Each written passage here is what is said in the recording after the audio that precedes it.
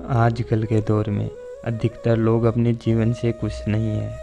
उन्हें लगता है कि मैं ही गरीब और दूसरों से कमज़ोर क्यों हूँ।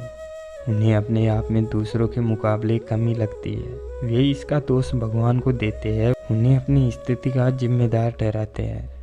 इस कहानी में आपको इस प्रश्न का उत्तर मिल जाएगा और आप अपने जीवन में खुशी भी महसूस करेंगे।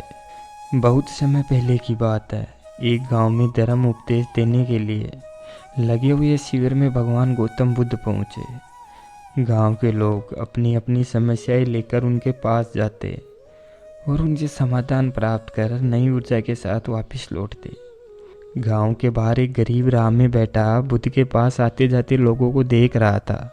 उसने देखा दुखी चेहरा लिए भारी कदमों से लोग भगवान बुद्ध के शिविर में जाते और नई ऊर्जा के साथ चेहरे पर खुशी व आनंद लिए वापस लौटते। गरीब ने सोचा क्यों न मैं भी भगवान के पास अपनी समस्या लेकर जाऊं। यह सोचकर हिम्मत करके वह भी शिविर की ओर चल देता है।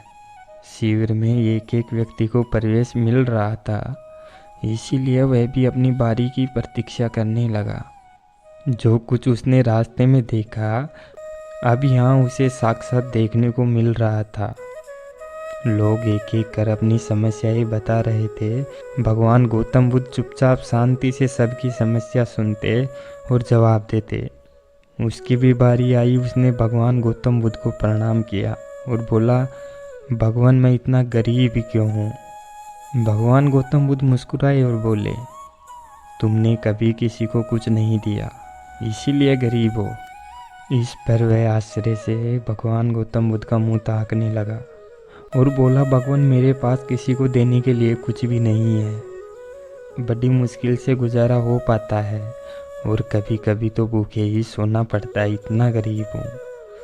भगवान गौतम बुद्ध शांत भाव से बोले, तुम्हारे पास एक चेहरा है, किसी को भी मुस्कुराहट दे सकते हो। तुम्हारे पास मुंह है, किसी को भी प्रशंसा भरे कुछ शब्द दे सकते हो। जो हाथ तुम्हारे पास है, किसी की भी मदद कर सकते हो। दरअसल जिसके पास ये 3 चीज़ें हैं वह भला कैसे गरीब हो सकता है। गरीबी का भाव मन में होता है, मन से यह भ्रम निकाल दो, लोगों को देते जाओ, गरीबी अपने आप ही दूर हो जाएगी। ये बातें सुनकर उस गरीब का चेहरा दमक उठा। उसे अपने प्रश्न का उत्तर मिल चुका था। अब उसके मन से गरीबी का भाव दूर हो गया।